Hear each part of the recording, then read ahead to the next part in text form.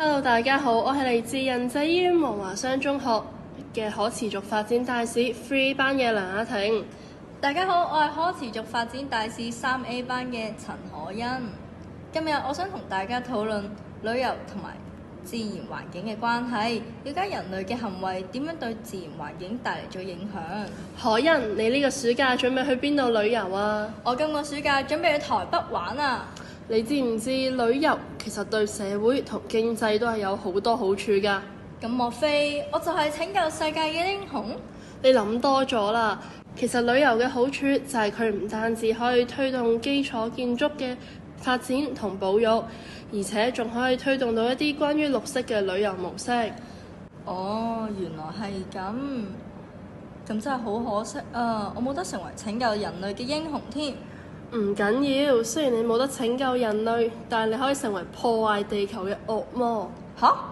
點解啊？我做錯啲咩啊？咁你就要諗下，旅遊除咗可以為社會同經濟帶嚟好處之外，其實對環境都會帶嚟壞處㗎。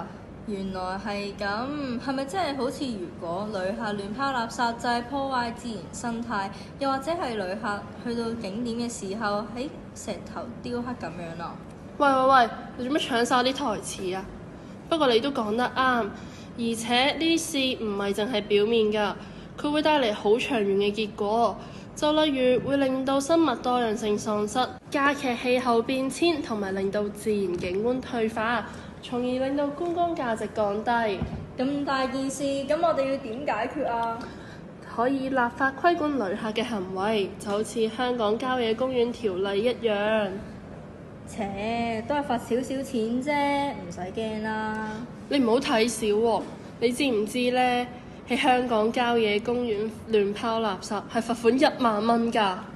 咁多，咁都係算啦。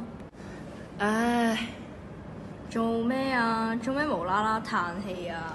講就講得好聽啫，其實呢，佢嘅執行度好低㗎，而且就算罰款，對大自然造成嘅傷害都係不可逆轉嘅。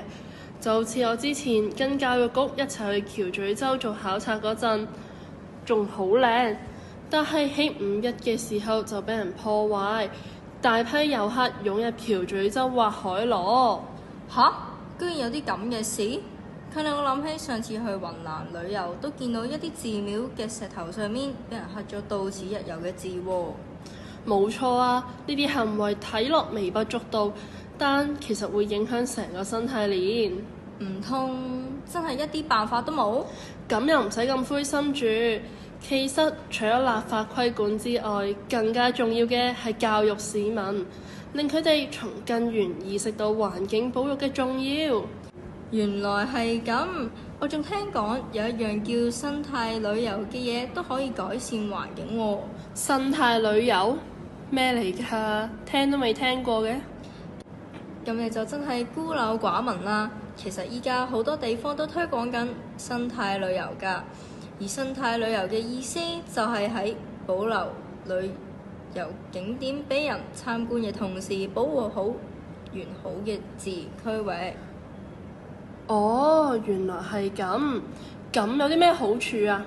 生態旅遊梗係好處多多啦，佢可以令市民喺旅遊途中提高環保意識，而且仲可以提供一個替代經濟來源。收取嘅門票錢仲可以攞嚟贊助保育工作。哇，咁正！有啲咁嘅好方法，你唔早講？咁我都係啱啱先醒起啫嘛。